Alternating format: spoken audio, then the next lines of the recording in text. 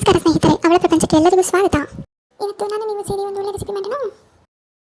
ಕಣ್ಣಲ್ಲಿ ನೀರು ಬರ್ತಿದ್ಯಾ? ಬರಲಿ ಅಂತಲೇ ನಾನು ಬಂದಿರೋದು. ಆದರೆ ಕಣ್ಣೀರು ಆನಂದ ಬಾಷ್ಪ ಆಗುತ್ತೆ ಈಗ. ಕೊಕ್ಕೋ ಕೋಳಿಯೇ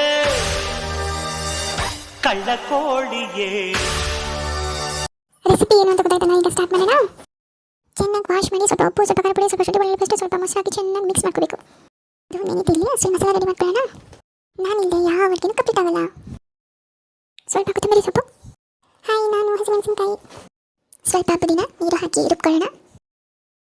ನಿನಗೀಗ ಸವಾಲೆ ಅರಿತೀನಿ ಮಸಾಲೆ. ಹಾಯ್ ನಾನು ಆಪ್ಷನಲ್, ಬೇಡ ಅಂದರೆ ಸ್ಕಿಪ್ ಮಾಡ್ಬೋದು. ಮತ್ತೆ ಒಂದು ಚಹಾ ಮಾಡಿಕೊಂಡು ಕುಡಿತಾ ಕುಡಿತಾ ಪ್ರಿಪೇರ್ ಮಾಡೋಣ. ಟೀ ಪೋಡು ಸ್ಟ್ರಾಂಗ ಟೀ ಪೋಡು ಟೀ ಪೋಡು. ನಿಮಗೆಲ್ಲ ಗೊತ್ತಿರೋ ಅಡುಗೆನೇ ನಾನು ಟ್ರೈ ಮಾಡಿದ್ದೀನಿ. ಸ್ವಲ್ಪ ಎಣ್ಣೆ, ಚಕ್ಕೆ, ಲವಂಗ, ಏಲಕ್ಕಿ, ಪಲಾವ್ ಎಲೆ, ಸ್ಟಾರು ಅಂತಾರಲ್ಲ, ಅದು ನಿಮ್ಗೇನು ಇಷ್ಟ ಅದೆಲ್ಲ ಹಾಕೋಬೋದು. ಒಗ್ಗರಣೆಗೆ ಹಾಕೋವಂಥದ್ದು.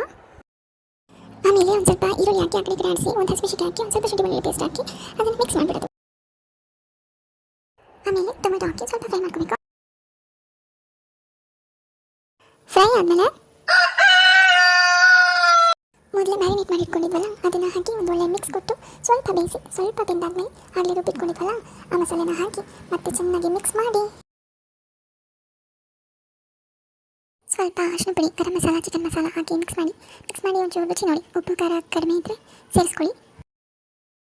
ಮೇಲೆ ಕಸೂರಿ ಮೆಥಿ, ಕೊತ್ತಂಬರಿ ಸೊಪ್ಪು ಹಾಕಿ ಬೇಯಿಸ್ತಾ ಇರಿ ಬೇಯೋವರೆಗೂ ಬೇಯಿಸ್ತಾ ಇರಿ.